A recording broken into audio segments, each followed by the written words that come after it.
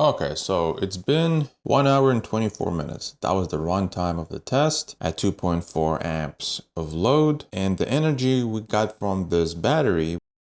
Welcome back. I decided to make a short unboxing video of this IKEA external battery pack, I guess you can call it. This one claims to be 5,200 milliamp hour or 18.72 watt hour, and I'm going to be putting this to the test. Apparently this one outputs 2.4 amps at 5 volts or 5 volts at 2.4 amps, which is kind of weird because if it's USB type C, you're kind of expecting higher voltage, which is kind of weird because normally 5 volts is specifically reserved for USB type A. So kind of weird and strange that they didn't really took advantage of higher voltages, especially when they have USB type C support here, but I digress. So let's unbox this and see what we have.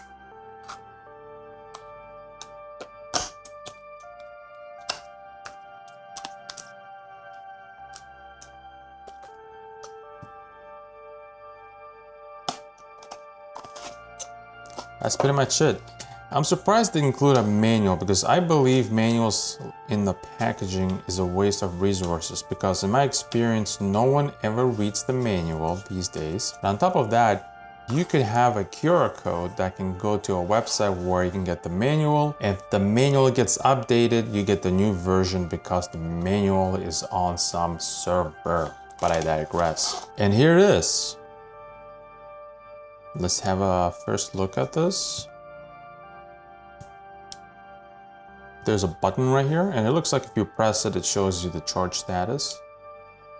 And we have USB 8 for out, and USB-C for charging and out. Because USB-C is bidirectional, and USB-A is only for out, and USB-B, which is not here, is for input. But USB-C, the beauty of that is bidirectional, in or out, depending how the device is configured to be a host or a slave.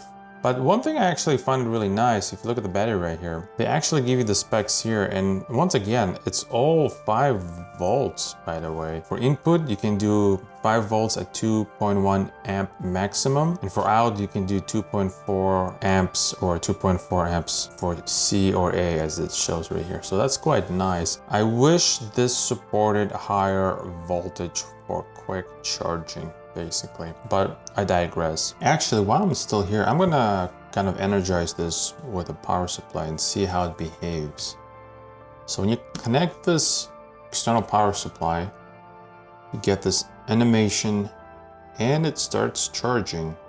Do keep in mind that if I press this button, it's already basically almost empty. I'm not sure what percentage this is. I'm gonna check the manual in a second, but pretty much it. You connect USB type C that has the power supply on the other end and it starts charging. First page of the manual. If the first LED is flashing, as you can see in the manual, that's basically 0 to 25%. Okay, so it's been a few days and this IKEA battery has been fully charged, as you can see. So let's unplug this. And now I'm going to be using this load tester to test the capacity of this battery. So basically right now I have everything cleared, runtime cleared, energy cleared, and I have it set to 2 amps. Let's connect this battery to the load tester. There we go. And right now it's reading 2 volts, probably because the load is not enabled. So let's enable the load tester. That's awkward. Okay, let me push this button. There we go. Okay, 5 volts. And our load is 2 amps, and you can see the energy right there.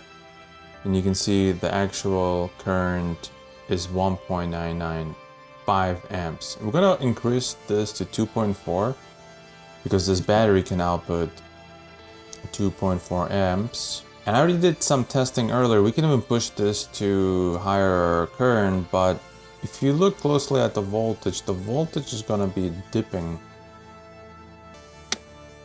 2.6, that's quite high. Somewhat high. We're still at 5 volts, as you can see. I'm gonna hit 2.8. And we're dipping under 5 volts. So 4.5.